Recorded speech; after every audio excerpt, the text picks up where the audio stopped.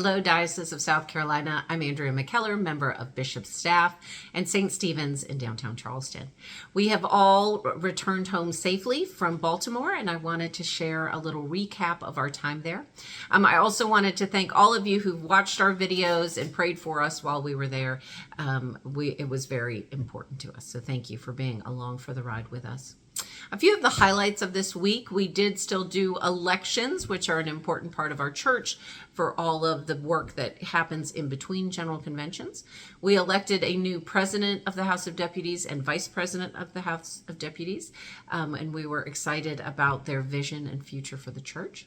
We passed a budget which includes significant funding for racial justice and to look into some of the history of our church, including around Indigenous boarding schools.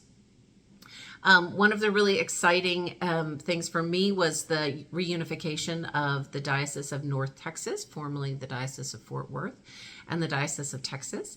They have been on this road with us along the way. They had a similar story of people who had left the Episcopal Church, and it was really joyful to see this strong move that will help them for future growth and evangelism. There was also work done around the Book of Common Prayer. This resolution was one that will take 2 votes of General Convention, so nothing will be finalized till 2024. But really to see what do we consider our common prayer as we add more liturgical texts.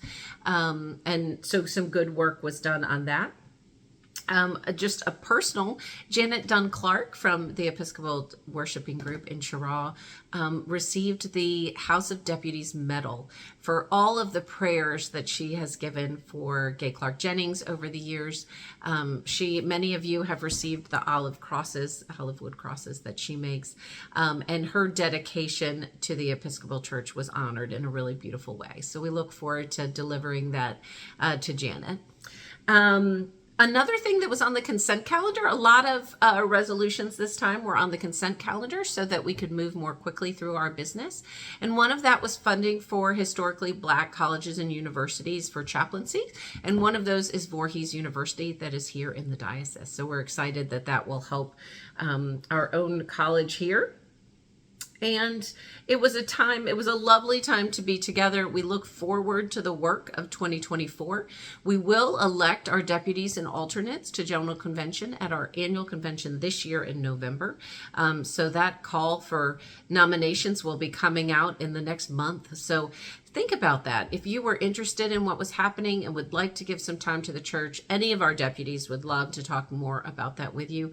And we hope you'll consider being a part of our deputation in 2024. Thank you all.